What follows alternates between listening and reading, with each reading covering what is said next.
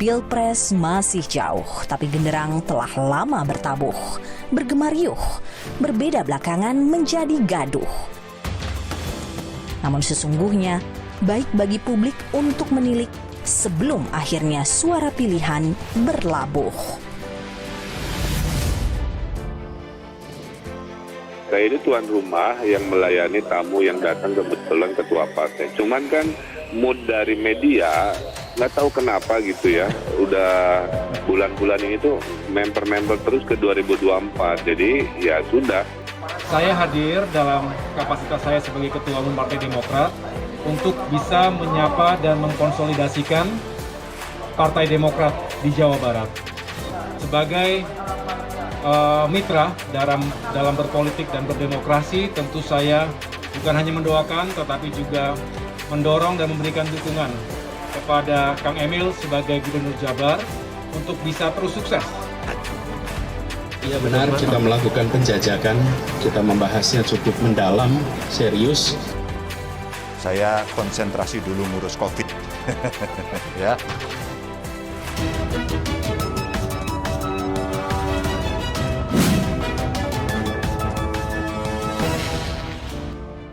COVID-19 masih jauh dari tuntas, namun sejumlah figur yang disebut berpotensi menjadi kandidat capres mulai mengasah popularitas dan elektabilitas.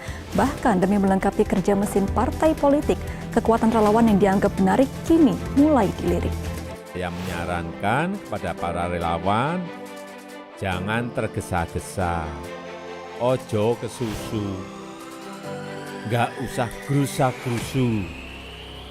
Dan untuk saat ini saya mengajak sekali lagi para relawan semuanya untuk fokus membantu pemerintah dalam mengatasi pandemi COVID. Enggak, belum. Saya konsentrasi dulu ngurus COVID. Ya. Kunjungan kerja Gubernur DKI Jakarta Anies Baswedan ke Sumedang, Jawa Barat yang didampingi Gubernur Jawa Barat Ridwan Kamil Jumat pekan lalu menjadi magnet perhatian publik.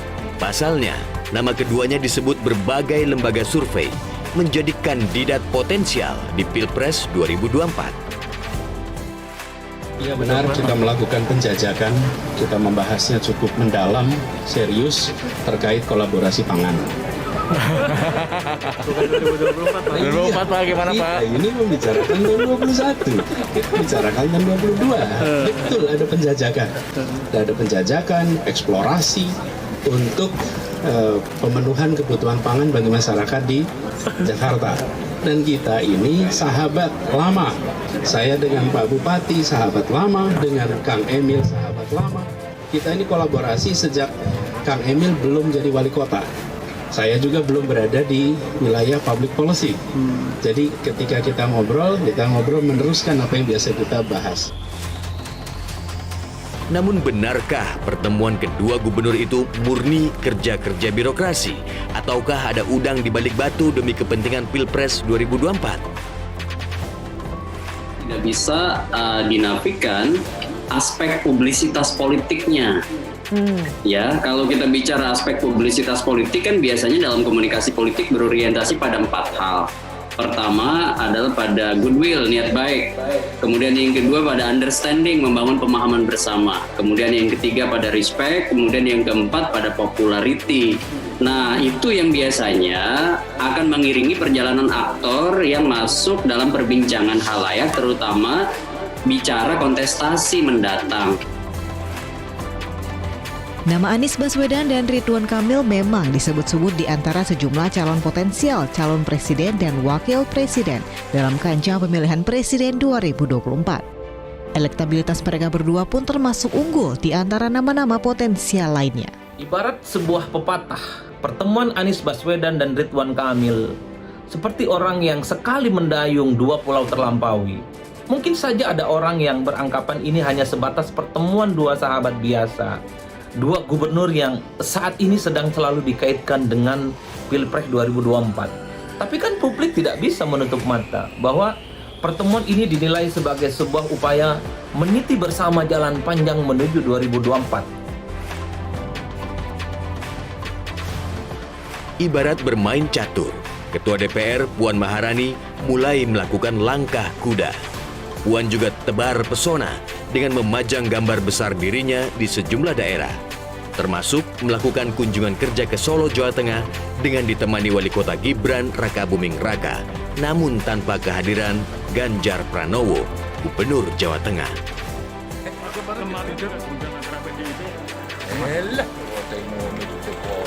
Gimana Pak? Tanggapannya Pak? Kenapa? Tanggapannya gimana Pak? Lah, ini wong Jawa.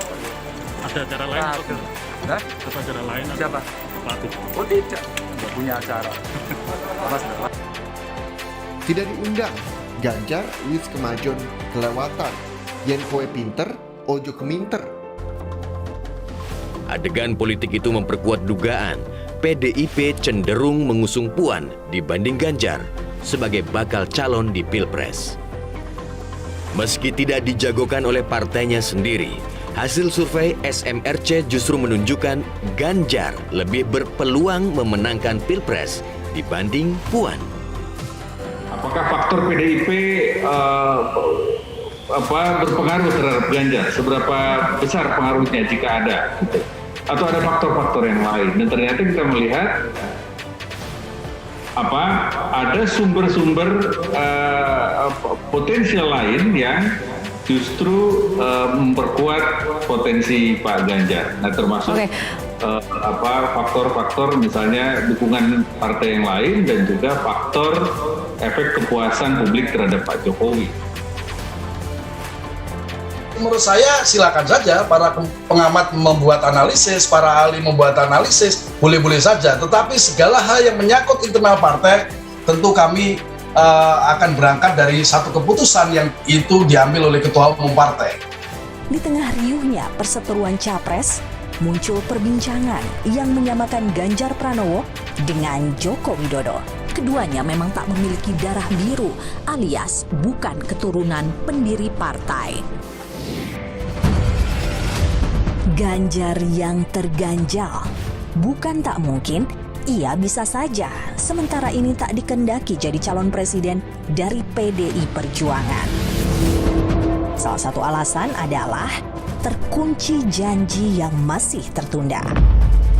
Antara dua pihak yang kalau hubungannya baik, kalau memang tadinya mau diakhiri, ya kan bisa saja. Saya tadinya berharap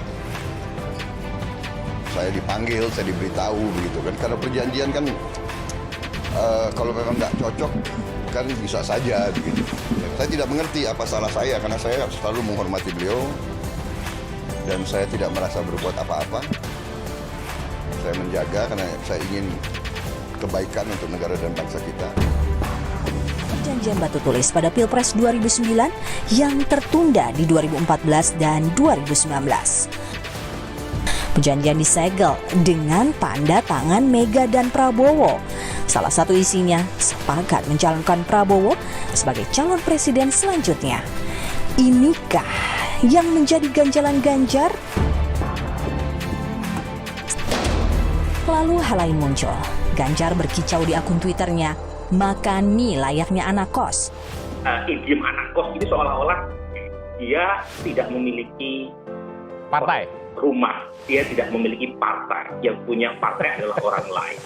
Sambil makan mie rebus warna kuning, ada daun hijaunya tanpa saus merah. Selain mesin partai politik, kekuatan relawan pun mulai dilirik. Dan relawan Joko Widodo terlihat yang paling seksi dan menarik. Nanti pada saatnya saya akan berbicara. Saya akan menyampaikan kemana kapal besar relawan Jokowi ini akan kemudinya kita arahkan. Sosok Ganjar adalah sosok yang dilihat dan bisa dirasakan. Pertama dilihat kerjanya dan dirasakan hasil kerjanya. Dan inilah menjadi pertimbangan kita mendukung Bang Ganjar ini untuk di 2024. Karena kami tidak punya kepentingan apa-apa. Kami tidak mau terjebak dengan persoalan konflik internal partai.